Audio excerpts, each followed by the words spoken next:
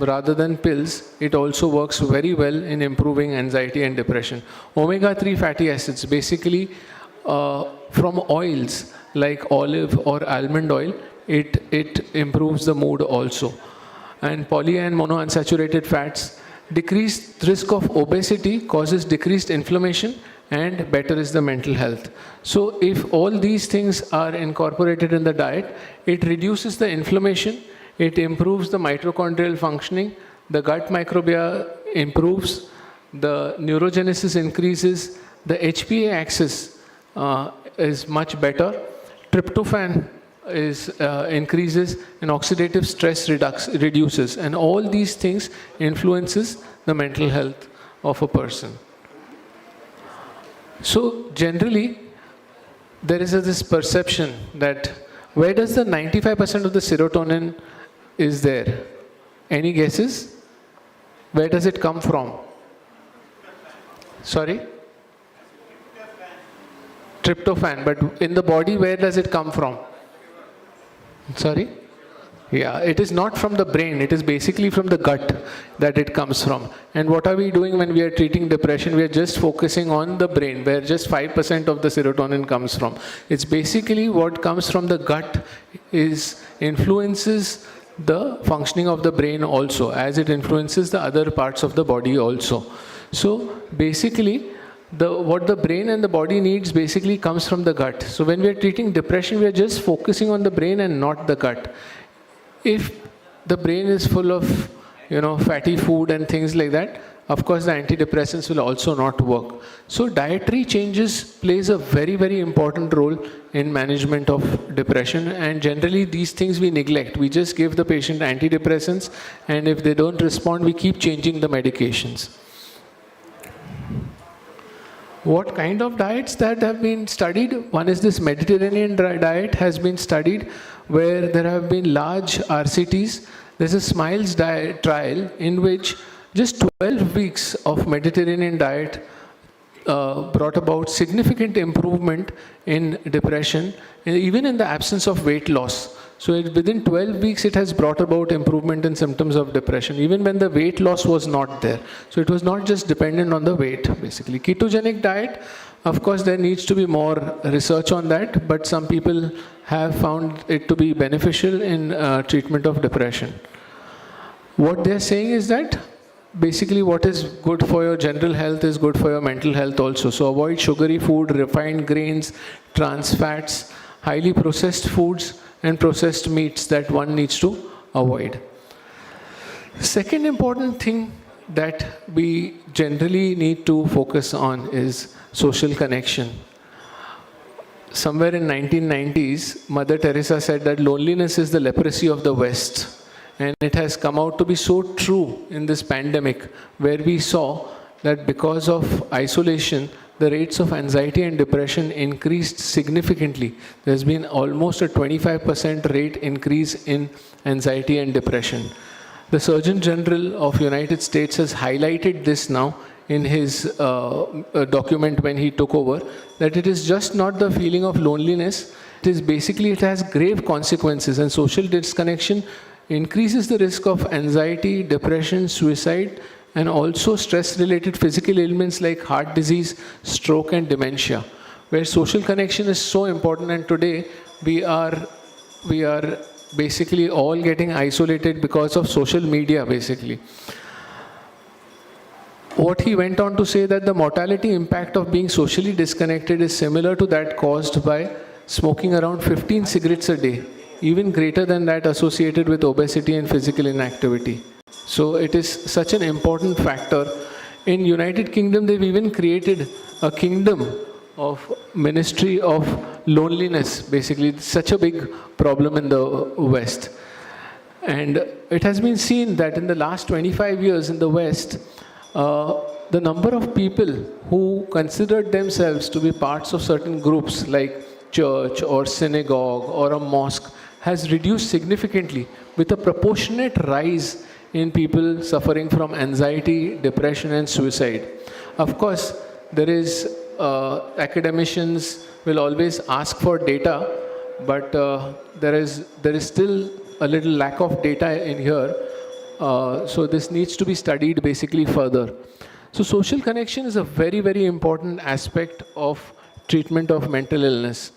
Basically connecting with friends or colleagues, being a part of a group of friends, exercising together, planning outings, seeking out faith-based groups, these kinds of activities definitely helps in improvement of anxiety and depression. We should encourage, especially our elders, the senior citizens in the house, they get isolated quite a lot, and these people need to be encouraged to be socially connected. Sleep is another very, very important factor in the treatment of anxiety and depression. Basically, sleep is the most neglected aspect of our lives today. Some people can't sleep because they don't have insomnia. I can't sleep because I have internet. Because of social media and the mobile phones, people have been compromising on their sleep quite significantly, which has very, very, very bad effects on mental health and on physical health. So it's one of the most common problems that we all come across in our day-to-day practice, but just giving a sleeping tablet is not the solution to it. Generally, we indulge into this and sometimes make our patients even worse and get addicted to these kinds of medications. So basically, we need to go deeper into the cause of insomnia. There is something called as cognitive behavior therapy for insomnia. This is the first line treatment that is recommended for insomnia. It consists of around 8 to 10 sessions of cognitive behavior therapy, where we use techniques like sleep hygiene, sleep restriction. We try to improve the sleep efficiency, and behavior modification is done. Relaxation techniques like yoga nidra is practiced. This is the first line treatment for patients with insomnia. With improvement of sleep, there have been studies where they are saying that transdiagnostically, if one works on the circadian rhythm and sleep, the outcomes of these patients is far better than people who have circadian rhythm disturbance and sleep disturbance. So it's for all kinds of mental disorders, even serious mental disorders like schizophrenia, bipolar disorder. In them also this has been studied that if the sleep and the circadian rhythm improves, the outcome of mental illnesses improves.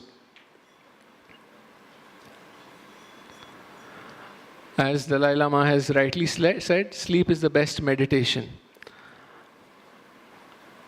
The third pillar of mental health is meditation, which has got significant papers have been published. There have been, we all know that wandering mind is an unhappy mind. There has been papers published in this. Basically, mindfulness-based meditation has enough evidence that it helps in common mental illnesses like anxiety, depression. It helps significantly.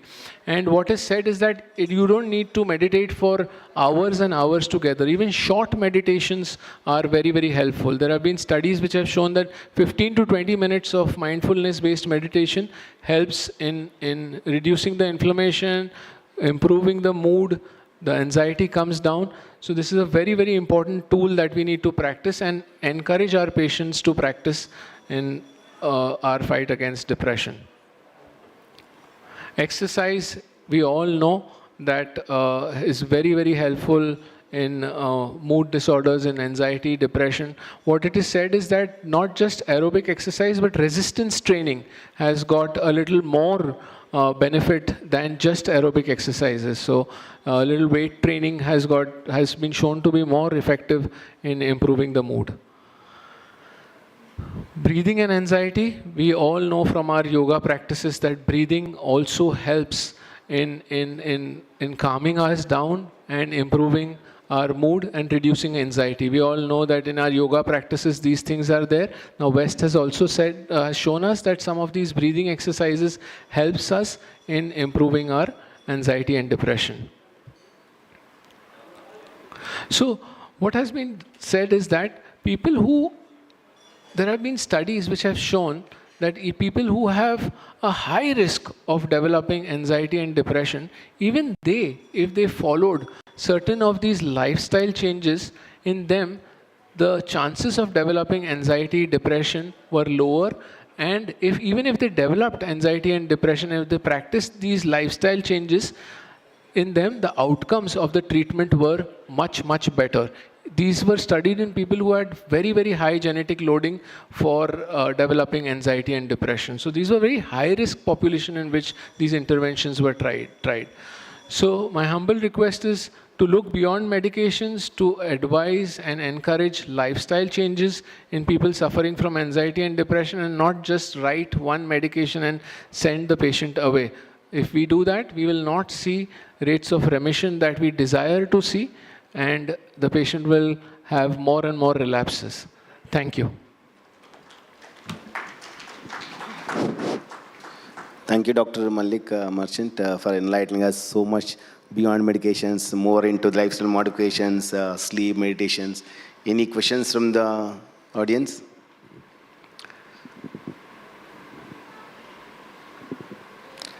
If there are no questions, then we'll move on to next session.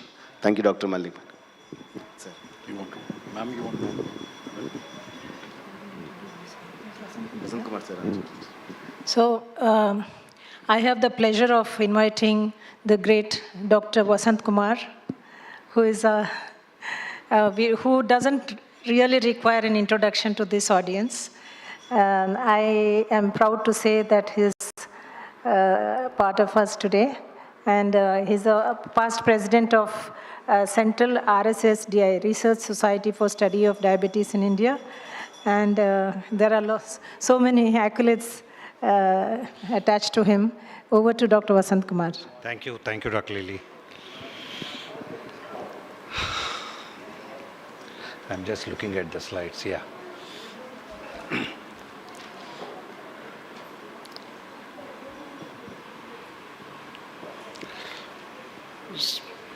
So good afternoon, friends. Good afternoon, chairpersons.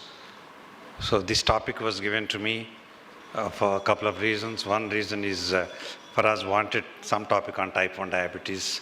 Probably I was the only one who was ready for it. And the second one is I'm doing some work in this field, which also made me to speak to you on this important topic. As all of you know that type 1 diabetes is also very common in India, apart from type 2 diabetes. And we also know it is one of the commonest pediatric endocrine disorders. And the estimated figure as taken in 2022 by ICMR and IDF is about 22,94,000 children. And recently, the registry has been started. However, this figure doesn't reflect the new registry which has come into existence just a year back. We all know about type 1 diabetes. I'm going to be brief also on certain areas. And we know it's characterized by insulin deficiency, which can be either due to autoimmune destruction of the beta cells or due to some other idiopathic reason. Sometimes the virus is attributed to it. The genetic factors also play a role in type 1 diabetes, apart from type 2 diabetes. The only problem is now we are also seeing type 2 diabetes more often amongst the children, even the pre-pubertal children. Sometimes it's very important for us to differentiate both these conditions, because as you know, type 1 disease is a more severe condition which requires a lot of attention.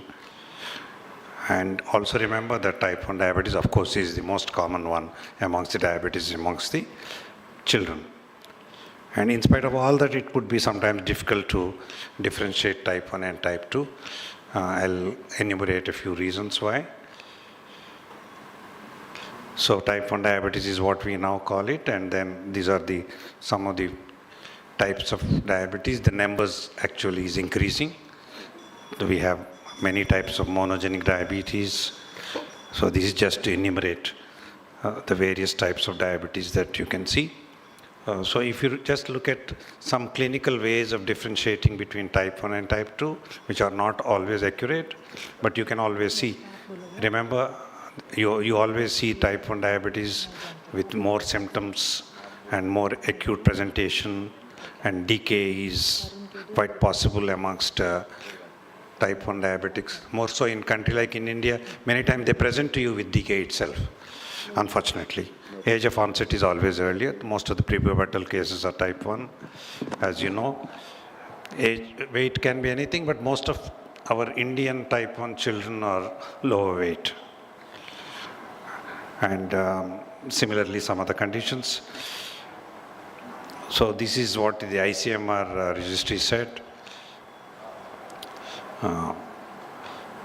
So we must also know that many times one of the antibodies are always present in type 1 diabetes. And amongst them, GAD antibodies are the commonest, but still 10% of type 1 diabetics did not have GAD. But this is one of the common antibodies which we check. It's almost 70% of them can have positive antibodies, but there are also other antibodies which can be present in many of type 1 children. C-peptide is, of course, is the most important thing. As you know, C-peptide reflects the endogenous secretion of insulin in the body. So doing a C-peptide is important. It is also correlating with the beta cell dysfunction. So either it is low or sometimes even undetectable in type 1 diabetes. So this could be one of the easiest ways, clinical laboratory investigations which can differentiate. So the symptoms can always vary. Many times they come with acute presentation. Either they have severe infection, come and almost getting into ketosis or in ketosis itself. And many times, or very fortunately, some of the children may have symptoms like polydipsia or loss of weight or frequent infections, which could be one of the main conditions, clinical conditions, making us suspect type 1 diabetes. So most of you know about diabetes management with the diet, which is important. But the only difference between type 2, type 1 is here you are not looking at calorie restriction many times. I remember many of the type 1 children in our country may be underweight. So you are actually not going, and they are also growing. So they need sometimes more calories what they are actually consuming. Only problem is we can't give them too many carbohydrates, but yet they need carbohydrates. So it's not going to be an easy thing to advise diet to these children. So it can be highly individualized depending on the weight, the age, the activity, and of course the economic status of the person, which I'm actually, the whole topic is I'm going to talk about the underprivileged children whom we have been taking care. The carbohydrate is we want to give them 50 to 60%. 50 is sometimes low, so most of them need 60% along with enough proteins and of course fat. Exercise for type 1 diabetes is another major important thing. Now that we see children, fortunately, who are on insulin and proper treatment are doing well. Some of them even participate in aerobic activities and other games and sports, including marathon running. There are many celebrity sports persons who are type 1 diabetics, as you know. So glycemic targets by age. Specific glycemic goals are set for children according to their age. We have to balance between hypoglycemia and severe hyperglycemia. These are important things that we have to keep in mind. Of course, self-monitoring is the most important thing, apart from the insulin, to manage the type 1 children. Today we had discussion about glycemic variability, CGM, and so many things, but unfortunately, even 5% of our type 1 diabetic children in India can afford any of these continuous glucose monitoring, or even some of the new devices, or even insulin pumps. So 90% of the children would only depend on self-monitoring of glucose. So the problem is they need to do it many times in a day, almost most of the IDF says we need to do it 5 times a day, but most of the children end up doing less often, sometimes not even once in a day, sometimes not even once in a week. This is a fact, we know. Dr. Alok is sitting there. I mean, there are many of us who are also dealing with these kind of poor children. So insulin management finally is the important thing, and they always require multiple doses of insulin. They always require a basal insulin. which can be an analog if they can afford. Otherwise, many of them end up taking NPH, which unfortunately acts only 12 to 16 hours. But they definitely need 3 doses of insulin, short-acting insulins, whichever it is, whether it's conventional or one of the ultra-short-acting analogs, which we have been talking about in the morning here. But again, my work is more on the children who are underprivileged. So these are the children who are on soluble conventional insulin, taking 3 times a day. And then also, at the most, they can afford a basal analog like glargine, and that doesn't happen many times. And many of these children are on taking insulin by syringes, again, because for the same reason that I mentioned to you many times. So finally, they require multiple insulin doses, at least 4 times a day, to maintain their blood glucose near normal level. No, we can never call it a normal blood glucose level. It's not impossible, it's not ideal also, because we don't want them to get into hypoglycemia more often.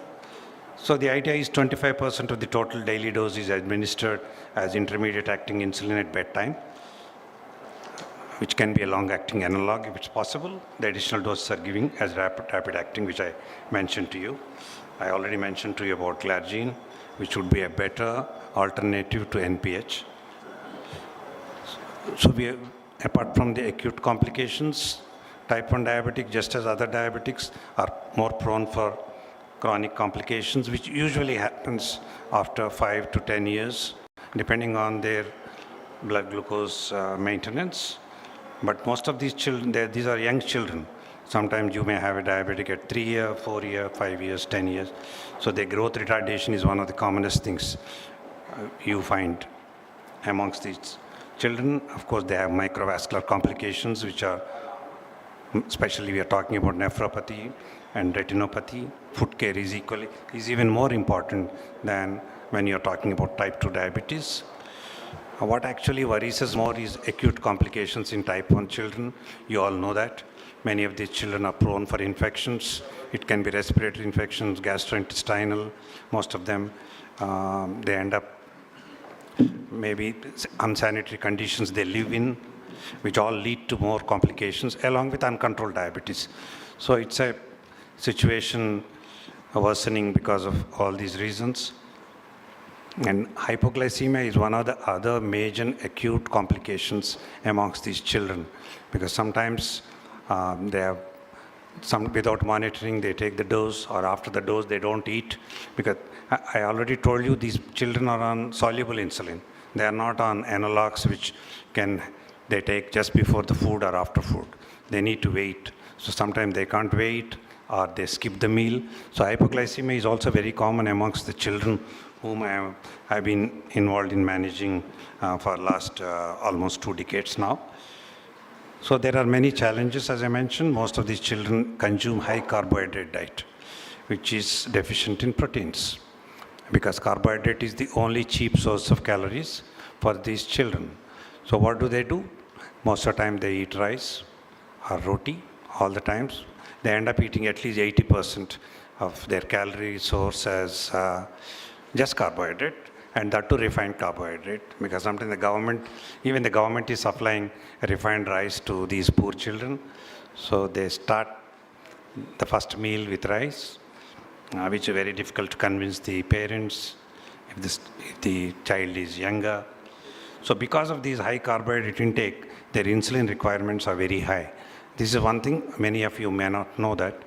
Most of these poor children with type 1 diabetes end up having more insulin dosage in a day. So I used to wonder, why is this happening? And when I used to raise this in many of the international flora, you could believe that I have a underweight child, say about 15, 16 kilos of weight, requiring 100 to 150 units of insulin per day. So we were always worrying, have they not stocked the insulin properly? Are they not taking it properly? Are they using insulin which is not effective? But most of the times, I found out the reason was because of high carb diet that they end up eating. So it becomes a challenge for us to impress on them. And as I already mentioned, we have the highest number of type 1 diabetic children. So it becomes a big botheration to everybody. And more than 50% of them cannot afford. Where do they go? I mean, you have children from rural areas, taluk headquarters, district headquarters. Most of them, they end up going to the government hospitals. And the even primary health centers are not equipped either in training them or giving them insulin. They are usually available only in institutions, even where the numbers are very high. My friend is here, MGM, professor of medicine. So they recently started providing free insulin to the children, thanks to one of the companies. But then what about the monitoring? What about training them constantly? Are huge issues. And many of them are in rural areas. So they have to sometimes travel 100 kilometers to take the insulin. And if insulin stock is over, they stop it for a day or two. And by the time they reach us, they come with severe hyperglycemia. So this is called Diabetes and Youth Society, in short, DAY Society. So we started it about 2 decades back, providing comprehensive care, not just giving them insulin, having a personal rapport, connecting with the parents as well as the children, and trying to encourage them to monitor the blood glucose by giving them glucometers and strips, if not always, but most of the time. And of course, providing them the insulin, the most basic insulin I am talking about, what is being provided to them. And of course, conducting clinics and being available to them. The best way I found was monitoring their blood glucose by WhatsApp. So they can always send us their blood glucose levels, their insulin dosage. So we kept adjusting them. And fortunately, as you know, even most of the poor children or the parents have smartphones these days. So thanks to that small technology that is still available to these poor children. So the challenges are, many of these parents can be illiterate or less literate. It's very difficult to convince them about the importance of monitoring, taking proper dosage, and taking care general health of these people, children. And many times the parents have many other issues. They have their own familial issues, social issues. Many of the parents told me that I have another 3 children to take care of. Every time you literally scare us about the requirement of insulin and so many things. What about the other 2 children I have to take care of? So these are multiple things we have to understand. We have to take a balanced approach towards managing them. And most of these children go to the government schools. Whatever the government claims, in most of state government, the government schools are still ill-equipped. You don't have toilets, even toilets in some of the places. So the girl child hesitates to take insulin in the school. And you remember, many of them, they think it's a social problem. They don't even mention that to the teacher, which is actually very important, because suddenly they get into hypoglycemia anytime. I've seen many of the children, even studying in private schools, the parents don't want to tell the teacher. And I have also seen certain school managements refusing admission to these children, saying that it could be risky, the child could suddenly fall ill, or even the life can be endangered. So we don't want to take those kind of risks. So these are actually many things that we realized when we went deep into these things. So fortunately, we have our children who grown up elders into 20s now. So we give them the work of working as volunteers, talking to the younger children who come into our fold, talk to them, encourage them, and see how we can help them. And this is one of the small numbers which I recently took in 1 or 2 clinics. So we have more girls, but it doesn't, however, mean that type 1 diabetes is more common amongst girls. But recently I have read in some of the studies that it seems to be slightly more amongst the girls. In our series, the average onset is about 8 years. But it can vary from 3 years to 16 years. But that was the average one. This is what bothers me. See, the insulin requirement of these children is very high. It's going up to 140. The minimum, there were some of them who were on 20 to 30 units. This is actually something which we should feel I don't want to feel ashamed about it, but it's actually a shameful situation where only 10% of these children had HbA1c below 7. However, you don't need to keep HbA1c below 7. You can keep it at 7.58, especially if the child is very young. But see this now, more than 10% of HbA1c, nearly one-third of them had that kind of HbA1c. So in spite of Excuse me. repeated counseling, Sir. talking to them, yeah, Time. sorry. Yeah, it's over. Japan. So these are some of the children whom we teach them how to, they become very confident over the years. They learn how to not only take insulin, talk even in the press. So these challenges continue to be there. And my only request, hypothyroid is very common. I don't need to get into all this. So what is important for us is to understand that we all need to work together and especially take care of these poor children. And when you do these kind of things, the society always appreciates you. And also, who should treat type 1 diabetic children in India? This is one of my favorite slides. So there is a general practitioner in that, definitely, who is also important. So we need to train them, that is important. Dr. Lily is here, so our chairman RSDI for the chapter. So probably we need to sensitize our doctors about the role of everybody in taking care of. So glucometer happens to be the most important thing. So finally, this is what Martin Sling said long back, that no child should die, diabetic child should die. These are some of the big people come and visit our clinics. The former CJI, Gaddar, all of them used to come and give psychological support to all of us. So they encourage us by doing that. Thank you so much, Faraz and everybody, for giving me the chance. Thanks, sir. We will come for the questions later in the session. We invite next speaker, Dr. Parag Shah. He has been trained in prestigious SGPGI Lucknow. He's the director of Gujarat Endocrine Center in Ahmedabad for last 26 years. He has been awarded one of the most inspiring endocrinologists of India by Economic Times in 2020. He has more than 50 publications in indexed medical journals and involved in 70 multiple landmark clinical trials. He was organizing secretary of ASICON 2015. A very important topic of role of pioglitazone in insulin resistance. Over to you, sir, Dr. Parag Shah.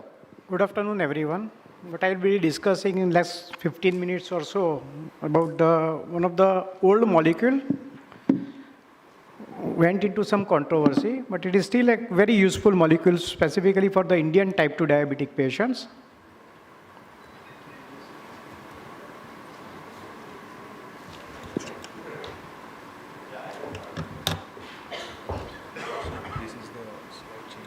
Okay. We all know that unfortunately the diabetic, specifically type 2 diabetics, are increasing in number. And along with the type 2 diabetics, we got a significantly increase into the cardio-renal metabolic problems in India. And if you see the epidemiology, unfortunately we are seeing younger and younger type 2 diabetics, specifically early 20s and 30s. And we have started seeing the, as sir has mentioned, the pre-pubertal type 2 diabetics also.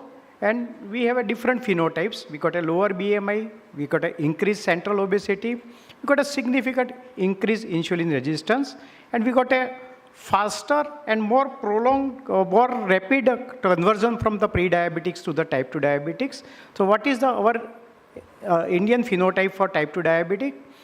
So in spite of low BMI or low waist circumference, we got a thin fat Indians with a central obesity or a visceral obesity leading to the more insulin resistance, high reactive protein values, low adiponectin values, typical diabetic dyslipidemia, and ultimately translating into the atherosclerotic cardiovascular disease. The risk factor is we start with the insulin resistance, central obesity, sudden change into lifestyle due to rapid urbanizations, high family history of the type 2 diabetics, and almost 2/3 of the patients in type 2 diabetes has a strong family history of type 2 diabetes. We got a central obesity, which ultimately translates into the higher number of the fat cells in the adipose tissues, higher blood flow to the adipocytes, increased receptor for cortisols into the adipocytes, and increased catecholamine-induced lipolysis leading to the significant insulin resistance. And rapid nutritional and lifestyle transition in last couple of decades has unfortunately resulted into the increased insulin resistance, central obesity, translating into the epidemic of the younger and younger type 2 diabetics seen not only in the urban population, but also among the rural populations also. And if you see the prevalence of the insulin resistance into the different ethnic groups, we are among the highest. Around 11% of our populations have some insulin resistance. And we got a higher HOMA-IR, a measure of the insulin resistance, translating not only into the type 2 diabetic, but lots of metabolic disturbances like hypertension, dyslipidemia, atherosclerosis, and ultimately leading to the cardiorenal metabolic problems. So complications of insulin resistance, we all know it is not only just the type 2 diabetic, it is the PCOS in the younger females, metabolic syndrome, and now the emerging epidemic of the NAFLD translating into the NASH and the chronic liver disease and cardiovascular diseases. So underlying reason of insulin resistance has to be addressed, and it has to be taken care by different measures, because the coronary artery disease and stroke is a common complications of the insulin resistance, almost 2 times higher risk of the CAD and the heart failure and the stroke. And there is a interactions of the traditional and non-traditional factors in diabetes contributing to the cardiovascular morbidity as well as mortality. And most important underlying pathophysiology is the insulin resistance leading to the endothelial dysfunction, hyperhomocystinemia leading to the inflammations, leading to the metabolic derangement like dyslipidemia, dysglycemia, abnormal homeostasis, increased blood pressures, leading to the atherosclerotic cardiovascular events. And if you see the underlying pathophysiology of NAFLD, the central obesity leading to insulin resistance is the most important culprit of development of the NAFLD and progressing it to the chronic liver disease, ultimately, unfortunately, the cirrhosis. So approach to prevent progression of insulin resistance is the physical activity, minimum 30 minutes of physical exercise 5 days a week, healthy lifestyle, and certain medications are effective to prevent the progression of insulin resistance. And we got a metformin, our old friend, which predominantly acts at the liver, leading to reduction into the insulin resistance at the hepatic cells. But we will focus more on the pioglitazone. We all know pioglitazone is the agent which is found never in the data as well as in our clinical experience. It preserves the beta cell function best. It causes durable reduction into the HbA1c. It corrects the multiple components of the metabolic syndrome, and it improves the NAFLD and the NASH. The best data is with the pioglitazones with the NAFLD progression preventions. So pioglitazone, by activating the PPR gamma activations, stimulation of the insulin signal transduction system, improving the mitochondrial functions, reduces the plasma-free fatty acids levels, and reverses the lipotoxicity. So it is reducing the HbA1c, and it has lots of anti-inflammatory actions like reduction into the inflammatory cytokines, which has got anti-proliferative actions. And this is the proactive studies of a 10-year studies. And the primary endpoint being the all-cause mortality, MI, cardiovascular intervention requirement, stroke, amputation, and death, MI or the stroke, and the all-cause mortality was equal. And if you see the detailed analysis of the pioglitazone, it reduces the cardiovascular events by 16%, though it was not a primary endpoint, but primary endpoint was composite of multiple endpoints together. The cardiovascular outcome from the pioglitazone meta-analysis of the clinical trial showed around 25% reduction into the cardiovascular events. And if you see the stroke, very few drugs actually reduces the stroke. One of them is the pioglitazones. Even in the pre-diabetic, in the IRIS study, it reduces the recurrent stroke incidence significantly. Like in proactive study sub-analysis, it reduces the recurrent stroke in the patients who had either a TIA or the stroke in the past by 47%. Those who had a previous MI, the recurrent MI in the proactive study sub-analysis was reduced by the relative risk reduction of 28%. And in IRIS study in a pre-diabetic patients, or a patient with a insulin resistance, it reduces the incidence of the recurrent stroke or MI by 24%. So thiaglitazone is a promising anti-diabetic agent for type 2 diabetic with NFLD. It causes the restoration of the normal adipocyte tissue biology, and we got a histopathological data also showing that it has a significant effect on structural changes into the hepatic cells. And this is the, even at a lower dose of 7.5 to 15 mg, it reduces the markers of the NFLD. And this is our first Asian double-blind randomized trial to assess the efficacy and safety of the pioglitazone in NFLD, showing significant reduction into the enzymatic markers as well as the hepatic cells into the fibroscans or the elastography. So pioglitazone corrects the multiple components of the metabolic syndrome. Though it leads to the weight gain or increases the BMI, but it improves the redistribution of the fat. So visceral fat is reduced, subcutaneous fat is increased. So metabolically, it is not harming the patients. It has effects on the triglyceride reduction. It increases the HDL to a small extent. It converts the small dense LDL, which is a atherogenic LDL, to the large, more buoyant LDL.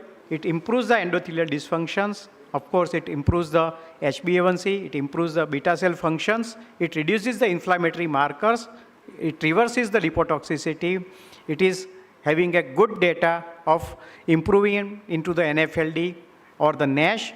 It reduces the PI1, it reduces the hyperinsulinemia. So if I conclude my talk, a high incidence of type 2 diabetes has been noted in the Indian population due to certain factors, like we are genetically, even at the birth, Indian newborns have a more visceral fats compared to Caucasian populations. On top of that, our lifestyle in last couple of decades has become more sedentary. We have moved from the active physical activity to the sedentary lifestyles. We have moved from the natural food to the processed food. We have changed our circadian rhythms also, leading to the sudden increase into the insulin resistance.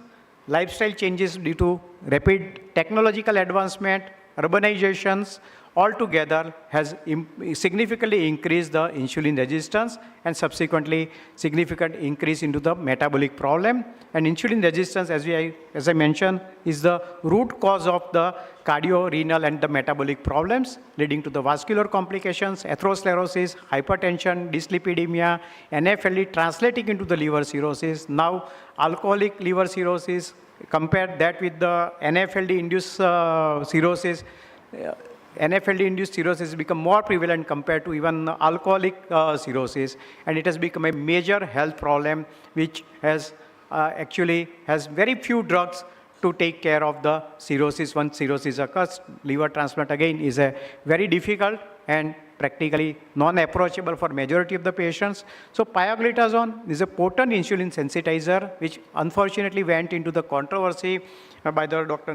Nishant's meta-analysis in 2008. Subsequently, it was deputed that it is a false meta-analysis. Now, when for a short period of time, when pioglitazone was multiple components of the metabolic syndrome, improves the NFLD or NASH also. And pioglitazone is an optimal choice for an Indian type 2 diabetic patient with insulin resistance. The bladder controversy has been put on to the rest. There is practically no increased risk of any malignancy, including bladder cancer. So unless the patient has LV dysfunction, it is one of the important agents. And we are now using a very small dose of pioglitazone, 7.5 to 15 mg is the most common dose which we are using, which has significantly reduced the incidence of the edema and the weight gain significantly. So it is a major therapeutic agent for us, because underlying cause of the type 2 diabetic or a metabolic syndrome is a insulin resistance. So pioglitazone is an optimal choice for Indian type 2 diabetic patients. And it acts in multiple ways to improve not only the diabetes, but the all metabolic complication, including NFLD or the NASH. Thank you very much for your patience hearing. Thank you, Dr. Parag, for an excellent overview on pioglitazone. I just wanted to ask you whether if you have any experience with the lobeglitazone, which is claim to be better than this? And I don't have any personal experience, neither are there any good data to support the advantage over the pioglitazone. yeah, they say the edema and the arthritis and all that. I don't have my personal experience, and whatever little data are there, we can't rely on that and say that it is better than the pioglitazone. Yeah, if there are any questions, we could take them later.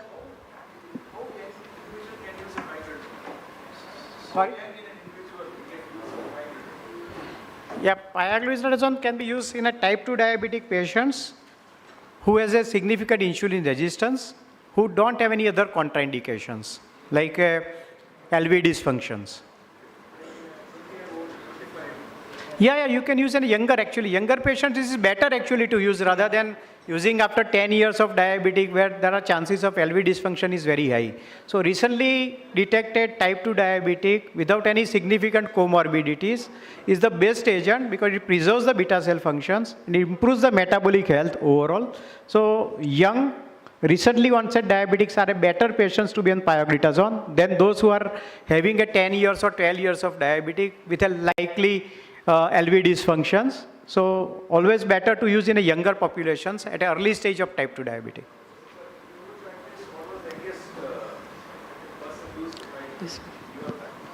See, we see now lots of younger and younger people with a type 2 diabetic patients like 18, 20 years of age. These are the actually best patients to be on pioglitazone. The 7.5 mg works very well in our Indian type 2 diabetic patients. Sir. Huh, sir.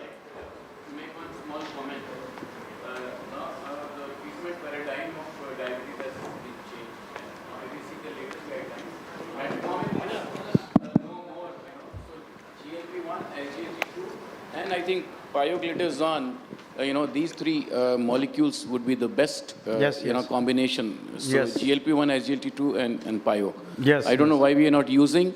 ADA 2023 for NAFLD, two Yes. molecules have been kept on the top. One is GLP-1, Absolutely, and followed by pioglitazone. pioglitazone. Yes. So I think this is the molecule, of today's, and metformin is slowly moving out.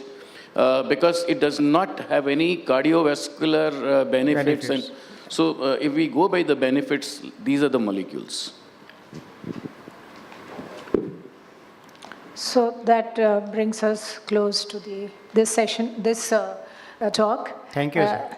Yeah, now we will move on to another very exciting talk from an exciting person who's probably the tallest in this hall, and he has a very tall CV attached to him. All I know is he's a man who is always sought after for a talk on artificial intelligence, and he is now going to probably see that our natural intelligence is less, or natural intelligence is not as good as the artificial intelligence. I hope you don't, help us to realize that we are better than artificial intelligence, actually. Over to Dr. Alok. See how long he's taking to arrange himself. That is what happens to the artificial intelligence.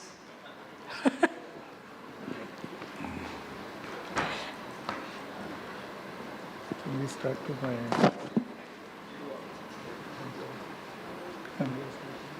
No, I don't.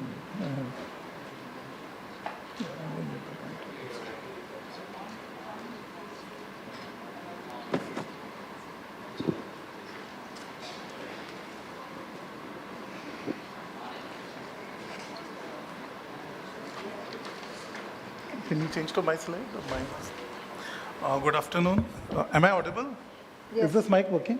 Yes. Fine. At the outset, I would like to thank Dr. Faraz, Dr. Mohsin, and the organizing committee for this wonderful opportunity to be in Hyderabad. A lot of respect in regards to the respected chairpersons. Can you lift your, you have the mic. Is that better now? Yeah. Okay.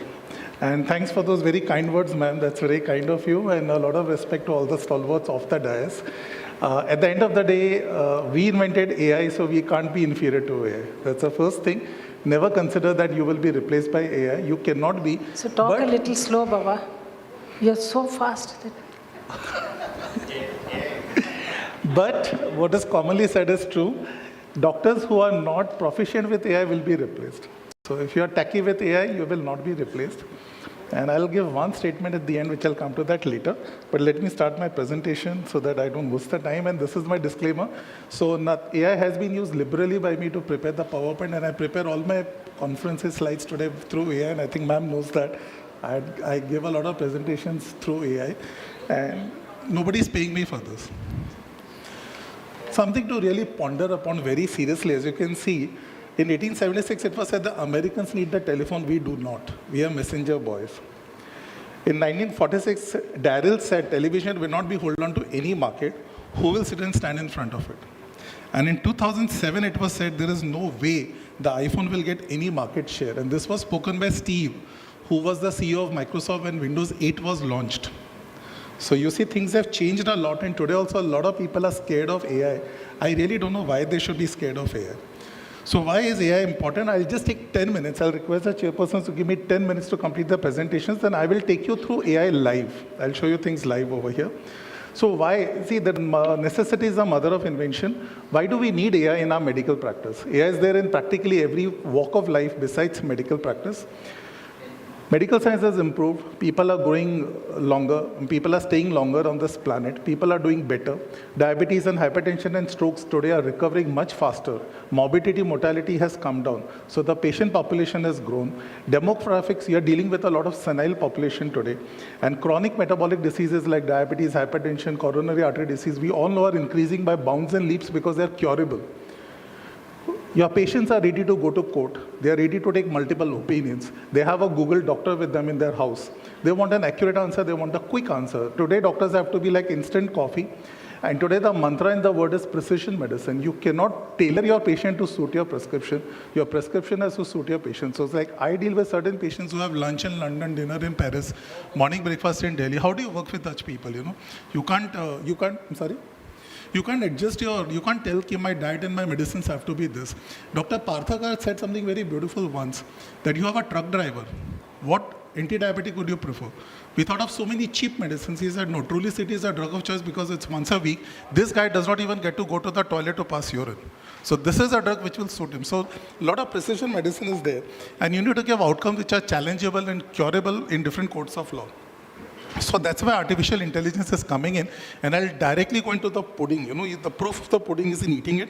So here I'll show you some real-life US FDA approved real-life scenarios in US. This is with LVO. This takes your CT MRI the moment the patient walks into casualty and gives you directly whether there is an infarct, whether it's a large volume stroke or not, and what is the sensitivity and specificity, 96.3 and 93.8. You don't need to wait for a radiologist to give you an answer. Do you need a very high-end system for that? No. Your mobile is sufficient. The technological hardware boost that you have in a standard Android phone is good enough to take care of it. Lunid inside mammography, the pickup rate is 96%. We know that there are a lot of faults with mammographies. The advantage of this system is a lot of unindicated breast biopsies are avoided. It is working in US. This is AI US FDA approved. A lot of triage, detection, and therapy can be initiated the moment the AI acts as an interface between the patient and this. Rapid AI, a very good tool for intracerebral bleed. So you have a patient who walks in with a stroke. You don't know whether there is an infarct or a bleed. You do a CT MRI within 1 hour. You're not sure of the diagnosis.